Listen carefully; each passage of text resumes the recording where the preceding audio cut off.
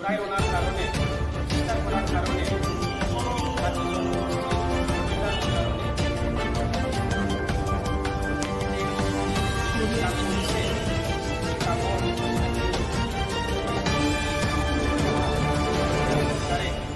তেখেতসকলে আমাৰ লগত কোনো তুলনা কৰিব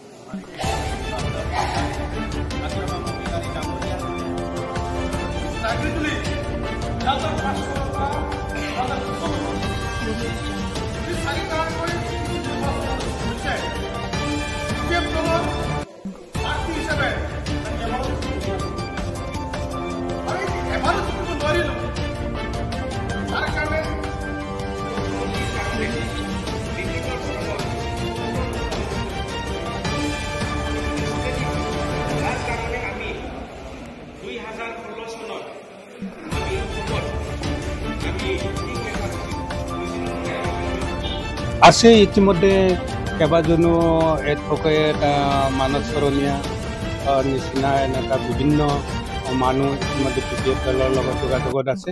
তেওঁলোক কম দিনৰ ভিতৰত যোগদান কৰিব।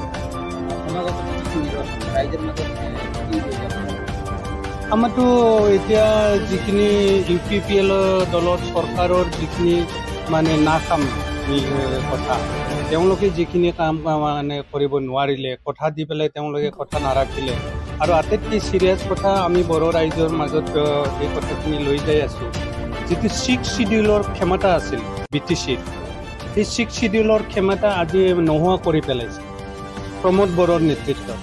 তেওঁ BTC 6 শিডিউলৰ যিখিনি মানে পাৱাৰ এণ্ড ফাংচন আছিল ইয়াক তেওঁ হিমন্ত বিশ্ব শৰ্মাক চব গতাই দিছে। কেইবাটাও বিভাগ লৈ গৈছিল, আকৌ ঘূৰাই দিয়া বুলি কৈছে। আমাৰ চেণ্ট্ৰেল চিলেকশ্যন বৰ্ড ভাঙি পেলাই লৈছিল, চাকৰি দিম বুলি কোৱা যিটো কথা সেই কথা তেওঁলোকে আকৌ নতুনকৈ অলপ কেইদিনমান আগত গঠন কৰা বুলি কৈছে। এনে যিবিলাক কাণ্ড কাৰখানা ঘটিল 6 শিডিউলৰ ওপৰত BTCৰ ওপৰত সেই কথাবিলাক আমি ৰাইজৰ মাজত লৈ যাই আছোঁ। ইতিমধ্যে ৰাইজ বুজি পাইছে। গতিকে আগন্তুক দিনত UPPLৰ ৰাইজৰ মাজত যাৱাৰ কাৰণে ইছ্যু নাথাকিব, কোনো এজেণ্ডা নাথাকিব আৰু ৰাইজেও বিকল্প হিচাপে পুনৰ BPF বাদে বেলেগ নাথাকিব বুলি মোৰ নিজৰ বিশ্বাস। খাটাং এইকাৰণে খাটাং যিহেতু UPPLে ভোট বিচাৰিব লাগিলেতো কিবা এটা ক'ব লাগিব। যোৱা নিৰ্বাচনত যিবিলাক কথা দিছিলোঁ ৰাইজক সেই কথাবিলাক আমি ৰাখিলোঁ। ইয়াতকৈ আৰু বেছি কাম কৰাৰ কাৰণে আৰু এবাৰ দি বুলি কোৱাৰ কাৰণেতো এটা পইণ্ট লাগিব না।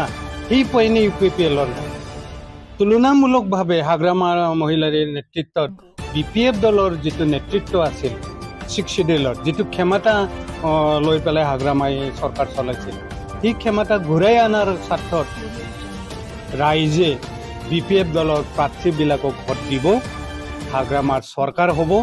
এইটো খাটাং যোগদান কৰিছোঁ। আমাৰ BTCৰ ভিতৰত হাগ্ৰামা এজন হ'ল ডাইনামিক লিডাৰ হিচাপে আমি ইয়াত পাইছোঁ। গতিকে তেওঁৰ নিচিনা লিডাৰ মানে BTCৰ ভিতৰত দেখা নাই আৰু তেওঁৰ যিখিনি কাম কাজ আগৰবাৰেও কৰিছে বা কৰি আহিছে সেই তুলনাত এতিয়া কোনো কাম কাজ হোৱা নাই। গতিকে দলৰ প্ৰতি আমি আকৃষ্ট হৈ BPF দলত মানে সক্ৰিয়ভাৱে কাম কৰিম বুলি আজি জইন কৰিছোঁ। মই কংগ্ৰেছ দলত আছিলোঁ 2001ৰ পৰা। এতিয়া মই কংগ্ৰেছৰ প্ৰতি মোৰ কোনো বিশ্বাস নাই, BTCত কোনো ভেটিও নাই আৰু কেতিয়া নহ'ব। এতিয়া সেইকাৰণে আমি মানে হাগ্ৰামা চৰকাৰ যিটো BPF দল সেইটো আমি শক্তিশালী কৰিবলৈ, সক্ৰিয়ভাৱে কাম কৰিবলৈ এই দলত আজি আমি মানে জইন কৰিছোঁ। আমি মোটামুটি আজি 80 জন মানে কৰিছোঁ। দল বিভিন্ন কংগ্ৰেছতো আছিলে, কিছুমান মানে নৰ্মেল হেৰিতো আছিলে। এনেকুৱা আমি মোটামুটি 80 জনে আজিৰ দিনটোত জইন কৰিব পাই আমি খুব সুখী অনুভৱ কৰিছোঁ।